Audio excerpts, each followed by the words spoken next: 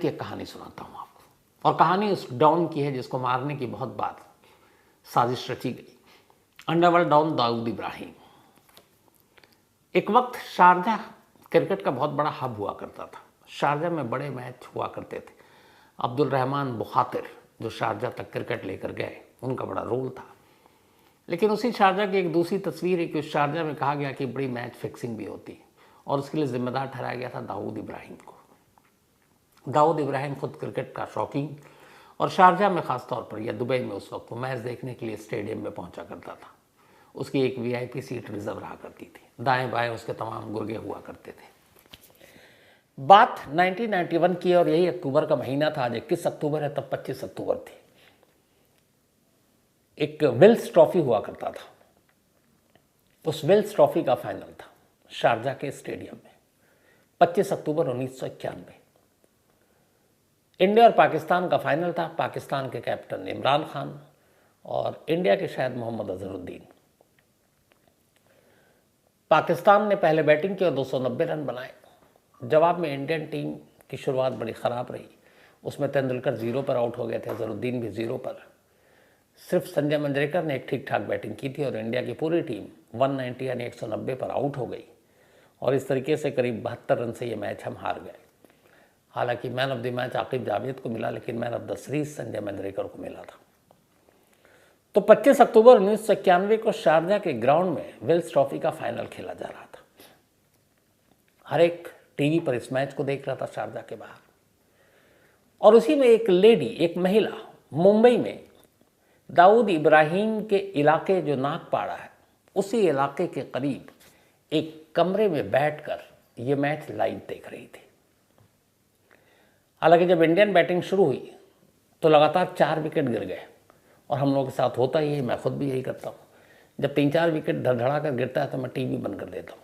तो बहुत सारे घरों में टीवी बंद हो गए होंगे, लेकिन वो लेडी, वो औरत, उसने टीवी बंद नहीं किया। वो लगातार मैच देख रही है और उसकी नज़रें लगातार टीवी स्क्रीन पर चिपकी हुई हैं। धीरे धीरे मैच आगे बढ़ता जाता है। वो बेहद बेचैन है, क्योंकि शायद वो उस मैच के दौरान टीवी पर कुछ और देखना चाहती थी, वो भी लाइव, और इसीलिए वो टकटकी लगाकर टीवी देख रही थी। लेकिन धीरे धीरे मैच अपने अंजाम तक पहुंचता है, मैच ख़त्म हो जाता है, और वो चीज़ वो नहीं देख पाती जो वो देखना चाहती थी।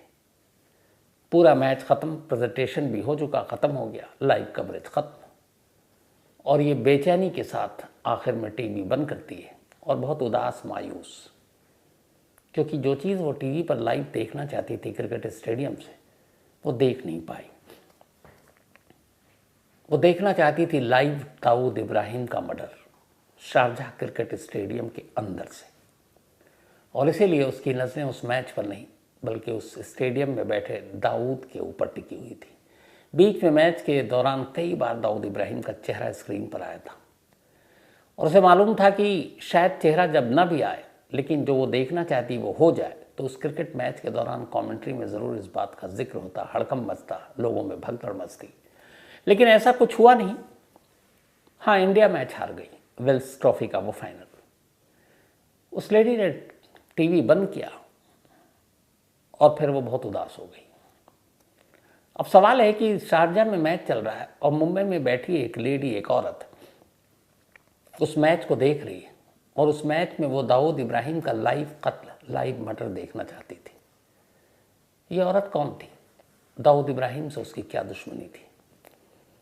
तो यहीं से कहानी शुरू होती है उस लेडी की, जिसका नाम है अशरफ खान। अशरफ खान मुस्लिम में मेल का भी नाम होता है और फीमेल का भी नाम होता है। अशरफ मुंबई की रहने वाली थी, एक आम परिवार से बड़ी हुई, तो घर वालों ने उसकी शादी तय कर दी। शादी हुई उसकी एक नौजवान से जिसका नाम था महमूद खान।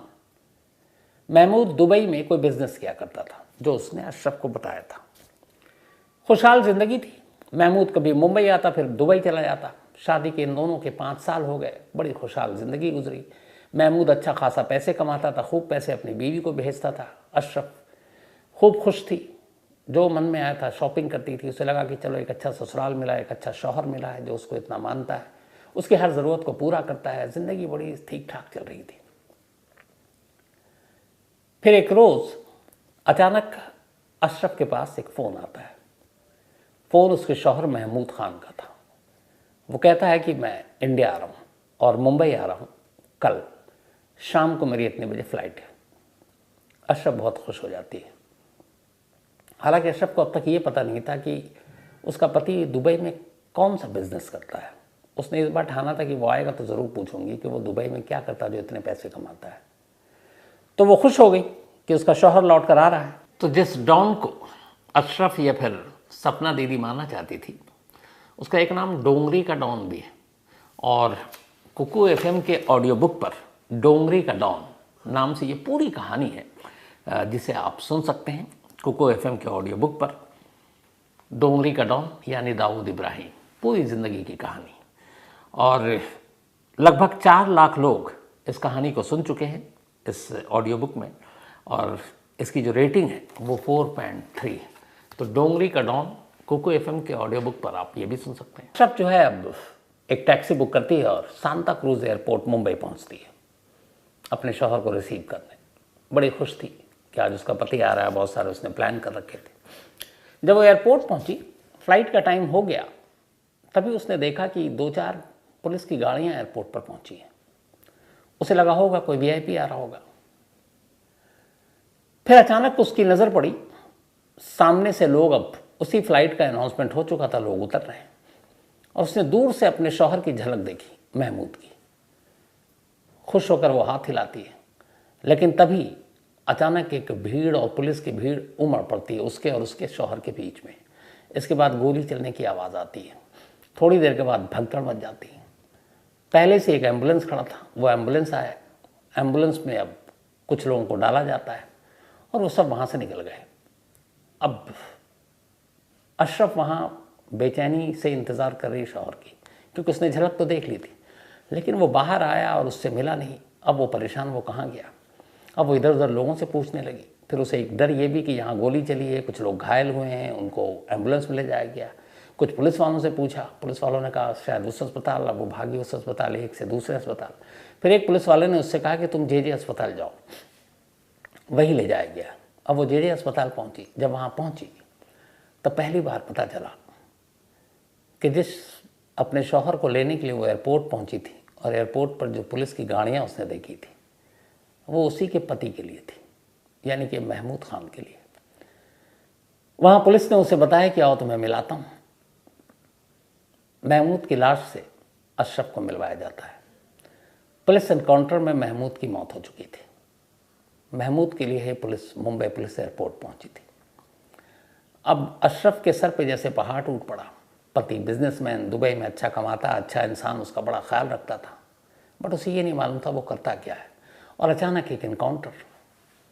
पुलिस वाले ने कुछ इधर उधर की बात बताई, वो लौट आई। अगले दिन मुंबई पुलिस की एक प्रेस कॉन्फ्रेंस होती है, सुबह अखबारों में खबर भी छपती है।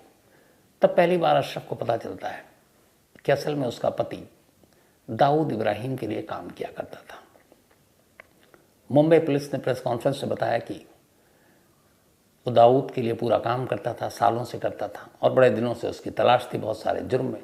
और उन्हें अपने मुखबिरों से पता चला कि वो मुंबई लौट रहा है, इसलिए पुलिस की टीम गई। उसको कहा कि सरेंडर कर दो, लेकिन उसने गोली चलाई, पलटकर पुलिस ने गोली चलाई और उसकी मौत हो गई, जो अमूमन हर एनकाउंटर की कहानी होती है। अब ये तो हो गई पुलिस की कहानी। अब अशरफ परेशान कि उसके पति की जान क्यों गई। इधर उधर कुछ उसके जानकार थे, कुछ उसके शौहर के जानकार थे। फिर उन्होंने बताया कि असल में मुंबई पुलिस ने नहीं मारा है, मुंबई पुलिस ने दाऊद इब्राहिम के इशारे पर मारा है। अब ये हम सब जानते हैं, बहुत बार ऐसा हुआ है कि मुंबई पुलिस पेरोल पर काम करती है दाऊद इब्राहिम के, कई लोग ऐसे हैं पुलिस वाले। लेकिन जो शख्स दाऊद के लिए काम कर रहा है, वही शख्स अपने आदमी को क्यों मरवाएगा। तो इसका जवाब मिला, पता चला कि दाऊद इब्राहिम ने महमूद को कोई काम दिया और उसने वो काम करने से मना कर दिया। फिर अशरफ को याद आया कि एक बार फ़ोन पर उसने कहा था मुंबई लौटने से पहले कि अब बहुत हो गया दुबई, अब मैं वापस मुंबई आ रहा हूँ, और इसके बाद शायद एक बार और जाऊँगा और फाइनल अपना सब कुछ सेटलमेंट करके मुंबई में ही रहूँगा तुम्हारे साथ। तो बहुत खुश थी। तब उसे पता चला कि कहानी ये थी, उसने दाऊद के लिए वो काम करता था, दाऊद ने उसको असाइनमेंट दिया, उसने उसको करने से मना कर दिया, दाऊद इससे नाराज़ हो गया और इसी के बाद उसने कहा ठीक है मुंबई जा रहे हो जाओ, और मुखबरी हो गई। और जो मुंबई पुलिस का वांटेड था उसे खबर मिल गई कि वो एयरपोर्ट पर आ रहा है इस इतने तारीख को इतने बजे, और फिर पुलिस ने जाल बिछाकर उसका एनकाउंटर कर दिया। अगले दिन महमूद खान को एक कब्रिस्तान में दफना दिया गया। इत्तफाक से उसी कब्रिस्तान में अशरफ की मुलाकात एक बुजुर्ग शख्स से हुई। उस शख्स ने उसको बताया कि तुम्हारे पति का कातिल दाऊद इब्राहिम है। अब उसे यकीन हो गया। कब्रिस्तान से लौटती है और अशरफ खान उसी दिन कसम खाती है कि वो अपने शौहर की मौत का बदला दाऊद इब्राहिम से लेगी। लेकिन एक आम लेडी, एक आम महिला, और कहाँ दाऊद इब्राहिम, कैसे वो बदला लेगी? लेकिन उसके सर पे जुनून हावी था। उसने कहा नहीं मैं लूँगी। अब वो तरीका ढूंढने लगी कैसे दाऊद तक एक तो पहुँचे कैसे, इंडिया में तो अब था नहीं वो। लेकिन उसने कसम खाई कि मैं बदला लूँगी। हुसैन उस्तरा का, असल में हुसैन का नाम उस्तरा इसलिए पड़ा कि वो बचपन से उस्तरा चलाने में बड़ा माहिर था। क्राइम की दुनिया में उस्तरेबाज बहुत होते हैं, तो वो बड़ा शार्प उस्तरा मारता था बड़े तरीके से, और उसमें माहिर था, इसीलिए उसका नाम हुसैन उस्तरा पड़ा। अशरफ ने अपने लेवल पे पता किया तो पता चला हुसैन उस्तरा दाऊद से नफरत करता है। वो उसके पास पहुंची, उसने अपनी कहानी बताई। उसने कहा मुझे दाऊद से बदला लेना, तुम मेरी मदद करो। चूँकि दुश्मनी उसकी भी थी। फिर उसने देखा एक लेडी, पहले तो हंसा, बोला तुम कैसे बदला लोगी? उसने कहा बस तुम मुझे ट्रेनिंग दो।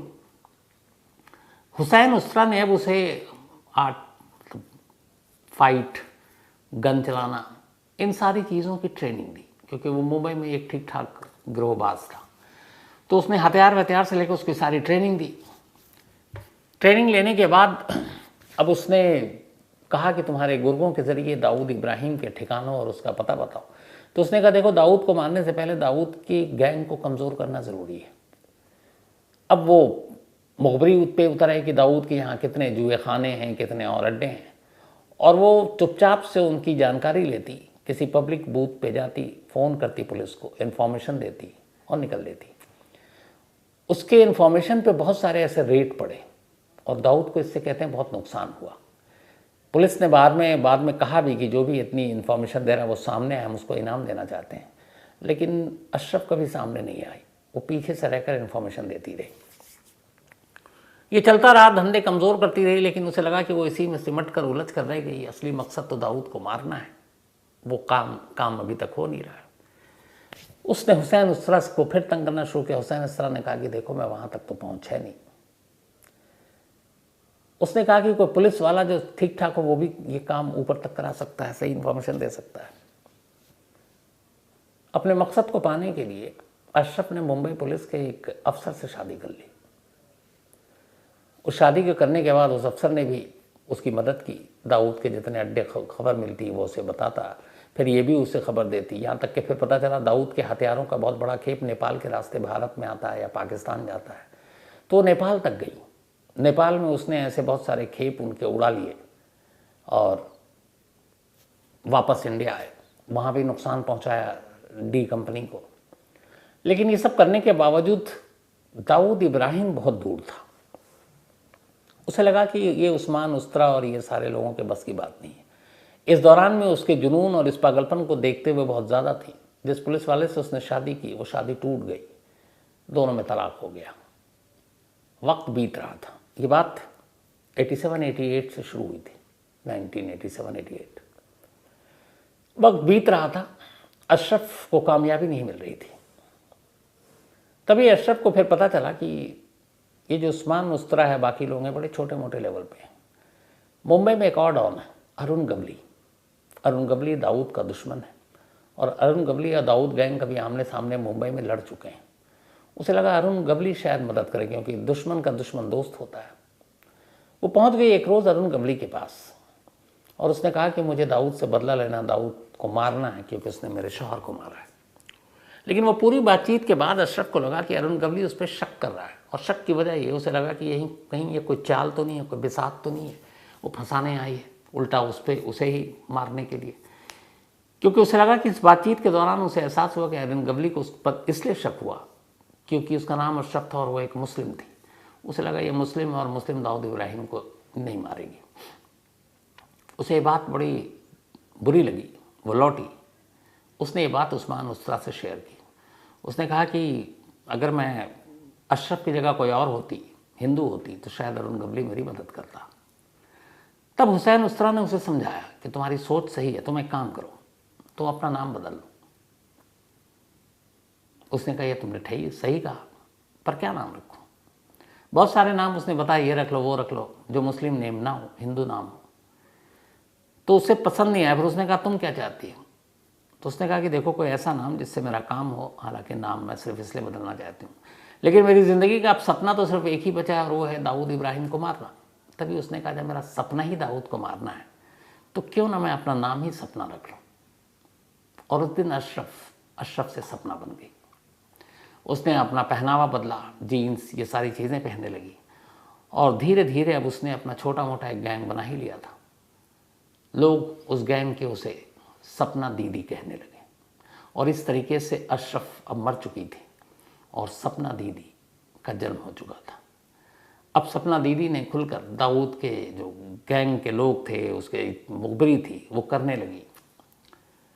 लेकिन उसके खिलाफ कोई क्रिमिनल केस नहीं था। उसने कानून कभी हाथ में नहीं लिया, बल्कि कानून की मदद की थी। वो सारी इन्फॉर्मेशन पुलिस को देती थी। मकसद सिर्फ एक था उसका, दाऊद को मारना। और ये मकसद तक वो पहुंच नहीं पा रही थी। नाम भी उसने बदल लिया, लेकिन अरुण गवली से फिर भी मदद नहीं मिली। अब उसे लगा कि उसे खुद कुछ करना है। कई तरकीबें अपनाई, लेकिन एक तो दाऊद 92 जो हो चुका था, उसके बाद वो इंडिया ही नहीं आ रहा था। अब वो बैठता था या तो दुबई, शारजा या फिर पाकिस्तान। वहाँ जाकर पाकिस्तान में तो जाना ही मुमकिन नहीं था। शारजा और दुबई में लोग उससे घिरे रहते थे। पर सपना दीदी ने हिम्मत नहीं हारी। उसने कहा कि चाहे कुछ भी हो जाए, मारूंगी ज़रूर। अब उसने सारी जो रिसर्च की, उसके बाद उसे लगा कि दाऊद इब्राहिम को मारने के लिए शारजा सबसे सही जगह है। यह आइडिया उसको इसलिए आया कि एक रोज़ वो बैठकर टीवी देख रही थी और उस पर भारत और पाकिस्तान का मैच चल रहा था। और ये बात विल्स कप से पहले की है, मतलब 91 से पहले की। तभी उसने देखा कि दाऊद इब्राहिम मैच देख रहा है। फिर इसने पता किया। अब तक बहुत सारे लोगों से, पुलिस में भी इसकी दोस्ती हो चुकी थी, मुखबरी करती थी। तो उन्हें बताया कि दाऊद को क्रिकेट का बड़ा शौक है और ख़ासतौर पर शारजा के स्टेडियम में मैच देखता है और मैच के साथ उसकी पूरी टीम जो है वो सट्टे भी लगाती है। तो बहुत सारे फिक्सिंग में खिलाड़ी भी शामिल थे। तो उसने कहा कि शारजा स्टेडियम में क्या ये हथियार लेकर जाता है? तो पता चला नहीं, यूएई के सारे कानून रूल के हिसाब से स्टेडियम में आप पिस्टल, बंदूक ये सब नहीं ले जा सकते। बाकायदा कोई भी हो, तलाशी होती है। तो उसे लगा ये स्टेडियम सबसे सही जगह है दाऊद को मारने के लिए, क्योंकि उसके या उसके गुर्गे के पास कोई हथियार नहीं होता है। अब उसने वहाँ से प्लानिंग शुरू की। पहले उसने कहा कि वो खुद जाएगी और ख़ुद मारेगी, लेकिन फिर गिरोह के लोगों ने कहा कि नहीं, ये थोड़ा मुश्किल है। तो उसने अपने गिरोह को लोगों को तैयार किया, उनको दुबई भेजा, दुबई से शारजा, और वो सारे थे चाकूबाज। जो हुसैन उस्तरा था, उसके कुछ लोग थे, कुछ ट्रेनिंग दी थी। तो सारे चाकू, उस्तरा, ये सब चलाने में माहिर थे। स्टेडियम के अंदर पिस्टल विस्टल ले जाना मना था, लेकिन छोटे मोटे चाकू वाकू अब छुपा कर ले जा सकते हैं। तो वो सारी चीज़ें तैयारी हो चुकी थी। अब बस ये था कि अगला मैच और क्या होगा कब, तब विल्स ट्रॉफी शुरू नहीं हुआ था। पर सपना दीदी ने तय कर लिया था कि स्टेडियम के अंदर दाऊद को मारेंगे। अब ये सारी तैयारी चल रही है। इस बीच में इधर हुआ ये कि एक रोज़ दाऊद के, चूँकि बहुत सारे जुए के अड्डे और ये सारी चीज़ें पकड़वा चुकी थी, तो दाऊद के कुछ गुर्गों को सपना पर शक हो गया और वो एक रोज़ कहीं जा रही थी, उन्होंने उसको चेस करना शुरू कर दिया। रात का वक्त था, वो भागी और भाग कर कहाँ जाए, तो उसी वक्त उसने हुसैन उस्तरा से मदद मांगी और उसके घर पहुँच गई। देर रात हुसैन उस्तरा ने अपने घर में आसरा दिया। लेकिन इधर हुसैन उस्तरा के साथ चूँकि वो लंबे वक्त से काम कर रही थी, तो बहुत सारे लोग मानकर चलते थे कि दोनों में एक दूसरे से प्यार करते हैं। जबकि सपना दीदी की पूरी ज़िंदगी अब अपने पति महमूद खान या महमूद कालिया की मौत का बदला लेना था। उसे इश्क, मोहब्बत, प्यार से में कोई मतलब नहीं था। लेकिन कहीं ना कहीं हुसैन उसरा को भी गलत फहमी थी कि सपना उससे प्यार करती है। उस रात जब उसने पनाह दी अपने घर पर, तो उसे लगा यही मौका है। उसने सपना दीदी को ये बात बोली, उसको गले लगाने की कोशिश की। सपना चौंक उठी, क्योंकि उसने कभी हुसैन को उस नीयत से देखा नहीं और उसका मकसद भी नहीं था। वो नाराज़ हुई और हुसैन मिस्त्री के घर से निकल गई। इसके बाद कहते हैं वो दोबारा कभी हुसैन उस्तरा से नहीं मिली। अपने लड़कों को अब तैयार करने लगी। सारी कारीगरी, चक्कूबाजी, चोरी चलाना, ये सब सिखाया गया। फिर उससे पता चला कि विल्स ट्रॉफी होने जा रहा है शारजा में 1991 में, और ये शुरू होगा अक्टूबर में। अपने लड़कों को इसने दुबई भेजा, दुबई से शारजा भेजा। 25 अक्टूबर 1991 विल्स ट्रॉफी का फाइनल। लड़के पहुंच चुके हैं, स्टेडियम के अंदर है। प्लानिंग ये थी कि दाऊद के इर्द गिर्द ये लोग बैठेंगे, या कई लोग दाऊद के आगे या पीछे, जिस रो में दाऊद बैठता वहाँ से तो आप नहीं निकलेंगे। कई बार आप मैच देखते हैं, सिनेमा हॉल में जाते हैं तो आप क्रॉस करते हैं सीट, तो आगे या उधर से एक सीट छोड़ के भी लोग उठेंगे, और जब कोई छक्का या चौका पड़ेगा या विकेट गिरेगा और लोग खड़े हो कर ताली बजाते हैं, सेम उसी वक्त एक साथ 2-3 लोग उस तरह चाकू छुरी लेकर उस स्टैंडिंग पोजीशन में जब लोग खड़े होंगे, तालियां बजा रहे होंगे, दाऊद के ऊपर हमला करना है। ये पूरी तैयारी हो चुकी थी, ठीक ठाक स्कोर था ये। इसके बाद अब इंडियन इनिंग की शुरुआत होती है, लेकिन शुरुआत में ही 4 विकेट गिर जाते हैं, फिर 5वां गिर जाता है। आकिब जावेद ने इस मैच में 7 विकेट लिया था। ये लगा कि मैच अब वक्त से पहले ख़त्म हो जाएगा। लड़के तैयार थे। इधर सपना दीदी या अशरफ उस नागपाड़े में एक उसने किराए का कमरा लिया था, जिस नागपाड़े में दाऊद का घर था, और वहीं अपने कमरे में बैठकर ये मैच लाइव देख रही थी, क्योंकि उसी दिन दाऊद को मारा जाना था और वो लाइव ये टीवी पर देखना चाहती थी कि उसके लड़कों ने दाऊद को मार दिया। लेकिन पूरा मैच खत्म हो गया, दाऊद पर हमला नहीं हो सका। बाद में पता चला कि सपना दीदी के इस मकसद के बारे में दाऊद के गुर्गों को पता चल गया था पहले से। इसके बावजूद दाऊद मैच देखने गया, लेकिन तैयारी के साथ। उसके सारे लोग आगे पीछे तमाम जो सीट्स थे उन्हीं लोगों का कब्जा था। किसी भी बाहरी शख्स की एंट्री ही नहीं थी, तो सीट क्रॉस करने का सवाल ही नहीं था, पहले से ही वो ब्लॉक करके रखा हुआ था। तो सपना दीदी के लड़कों को उस एरिया में जाने का मौका ही नहीं मिला। मैच खत्म हुआ और दाऊद अपने गुर्गों के साथ उनके सुरक्षा घेरे में बाहर निकलकर अपने घर चला गया। इस चीज़ से बहुत नाराज़ हुई थी सपना दीदी। लेकिन अब यहाँ दूसरा खतरा था। अब तक हुआ ये था कि मुंबई अंडरवर्ल्ड में कोई भी गैंग महिलाओं पर हाथ नहीं उठाता था, यह आपस में एक समझौता था। ये वरदराजन और जो हाजी मस्तान, इन सब के दौर से चला रहा था। कहते हैं कि सपना दीदी ने बहुत सारे जब दाऊद के जुएखाने और अड्डों को बंद करवाया, पकड़वाया, मुखबरी के ज़रिए या नेपाल में हथियारों के खेप में नुकसान कराया, तो मुखबिरों तक से के ज़रिए दाऊद तक ये खबर पहुंच चुकी थी। लेकिन सपना के ख़िलाफ़ तब अंडरवर्ल्ड ने कुछ नहीं किया। लेकिन जब पता चला कि उसके लड़के दाऊद को मारने के लिए शारदा तक पहुंच गए हैं, तब फिर दाऊद के गुर्गों को लगा कि ये बड़ा ख़तरनाक है। और इसी के बाद फिर दाऊद के इशारे पर एक रोज़ 1992 में सपना को उसके घर से बाहर निकाला दाऊद के गुर्गों ने, और बाहर निकाल कर गोली मार दी। और इस तरीके से सपना दीदी या अशरफ उसकी मौत हो गई। उसकी हसरत अधूरी रही। अपने शौहर के मौत का बदला लेने के लिए जो कुछ उसने किया, बस वो बदला नहीं ले पाई। मुंबई पुलिस की माने तो अशरफ या फिर सपना दीदी एक लेडी डॉन के नाम से जानी तो जाती थी,